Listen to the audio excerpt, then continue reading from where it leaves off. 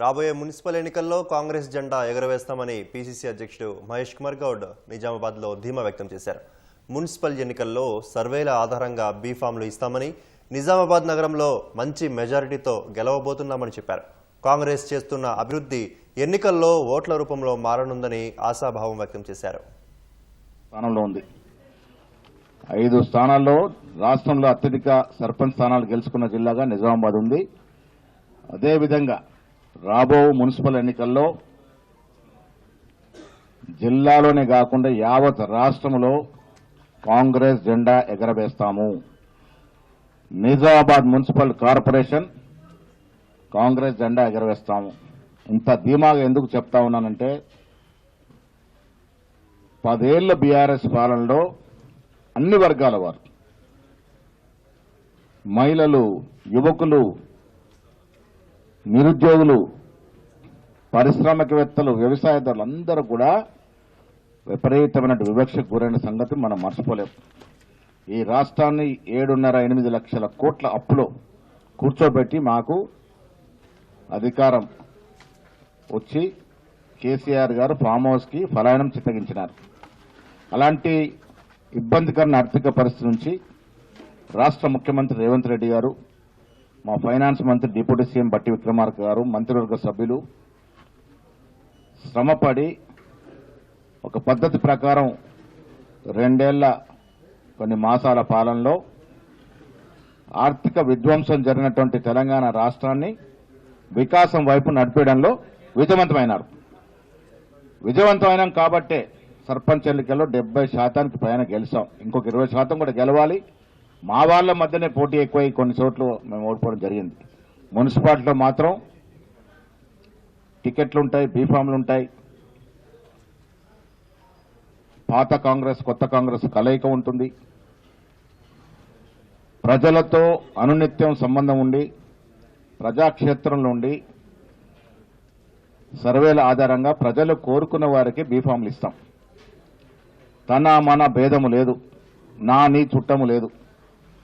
రేపు ప్రజలు ఫలానా వ్యక్తి అయితే మాకు ఉపయోగపడతాడు, ఫలానా వ్యక్తి అయితే సమర్థవంతంగా పనిచేయగలుగుతాడు ఎవరైతే అనుకుంటారో మెజారిటీ సీట్లు వారికి ఇవ్వబడతాయి. నిజామాబాద్ కార్పొరేషన్ ఆనాడు పెద్దలు డి శ్రీనివాస్ గారు ఉన్నప్పుడు కార్పొరేషన్ జరిగి మేయర్ సీటు కైవసం చేసుకున్నాం. ఇవాళ ఇదే నిజామాబాద్ నగరాన్ని మంచి మెజారిటీతో గెలిచి కాంగ్రెస్ జెండా ఎగరవేస్తాం. ఎందుకు ధీమా అంటే మేమిస్తున్న అభివృద్ధి, ఎందుకు ధీమా అంటే మేమిస్తున్న సంక్షేమం. ఈ దేశంలో ఈ రాష్ట్రం ఇయ్యనటువంటి సంక్షేమం, అభివృద్ధి రేవంత్ రెడ్డి సారథ్యంలో తెలంగాణలో జరుగుతుంది. మీరు చూశారు, 2 సార్లు దావోస్ పర్యటనకు వెళ్లారు, మళ్లీ పోబోతా ఉన్నారు. 10 ఏళ్లలో కేటీఆర్ ఐటీ మంత్రిగా ఉండి 10,000 కోట్లు కూడా తేలంటి పరిస్థితి.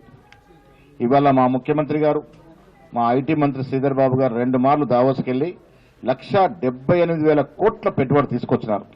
దాంట్లో 70% ఇదివరకే పెట్టుబడులు కార్యరూపం దాల్చినాయి. గ్లోబల్ సమ్మిట్ అనేది ప్రపంచ కంపెనీలు ఆకట్టుకున్నటువంటి సమ్మిట్. 1 లక్ష 2 లక్షలు వస్తాయనుకుంటే ఊహించిన రీతిగా 5,70,000 కోట్ల పెట్టుబడులు, విదేశీ పెట్టుబడులు, వివిధ కంపెనీ రూపాల పెట్టుబడులు, స్వదేశీ పెట్టుబడులు పెట్టడానికి ఒప్పందాలు కూర్చుకున్న పరిస్థితి. ఇలా మున్సిపాలిటీలో ఉన్నవారు చాలా మంది వరకు చదువుకున్నవారు, విద్యావంతులు. ఇలాంటి అభివృద్ధిని పరిపూర్ణంగా అర్థం చేసుకోగలుగుతున్నారు, ఇస్తున్న సంక్షేమాన్ని అర్థం చేసుకోగలుగుతున్నారు. ఎవరమ్మా అక్కడ?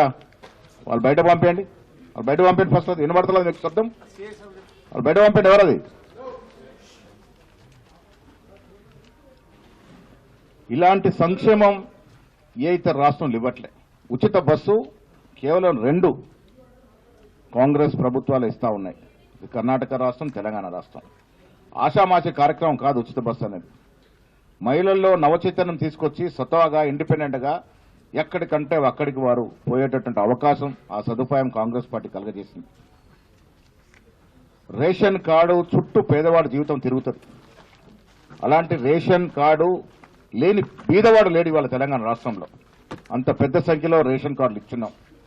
తద్వారా సన్నబియ్యం కార్యక్రమం అనేది నా భూతో నా భవిష్యత్. ఈ దేశంలో ఏ రాష్ట్రం కూడా మును ముందు కూడా ఇవ్వలేదు.